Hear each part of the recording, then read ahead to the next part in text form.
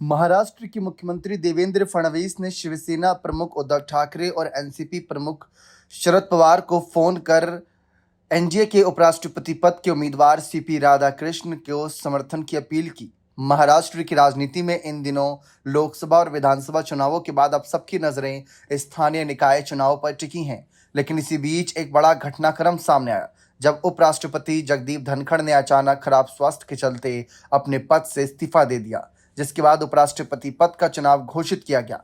भाजपा नित एनडीए की ओर से महाराष्ट्र के राज्यपाल सीपी राधाकृष्ण को उपराष्ट्रपति पद का उम्मीदवार बनाया गया है।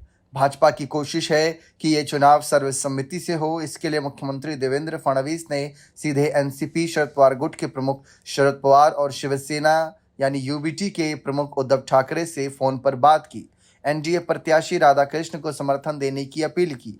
बताया जा रहा है कि सीएम फडणवीस ने कहा कि राधाकृष्ण को महाराष्ट्र से ताल्लुक रखते हैं और इसीलिए राज्य के सभी दलों का समर्थन उनके साथ होना ही चाहिए। हालांकि कांग्रेस और इंडिया अलायंस ने भी अपनी ओर से उम्मीदवार उतारकर मुकाबला दिलचस्प बना दिया। विपक्ष की ओर से सर्वोच्च न्यायालय के पूर्व न्यायाधीश बी सुदर्शन रेड्डी को उम्मीदवार घोषित किया गया। जब वह संसद भवन में राहुल गांधी, मल्लिकार्जुन खड़गे, शरद पवार और अन्य वरिष्ठ नेताओं की मौजूदगी में उन्होंने नामांकन तक दाखिल किया। इस मौके पर विपक्षी दलों ने अपनी एकजुटता का प्रदर्शन दिया।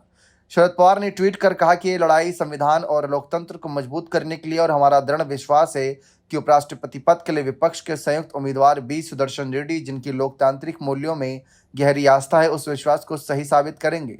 उद्धव गुट के सांसद संजय राउत ने भी रेड्डी के नामांकन के दौरान की तस्वीर ट्वीट की।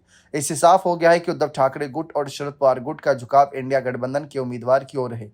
अब देखना यह होगा कि उपराष्ट्रपति पद की चुनावी जंग किस ओर करवट लेती है। बने रहें चैनल के साथ। बहुत बहुत शुक्रिया।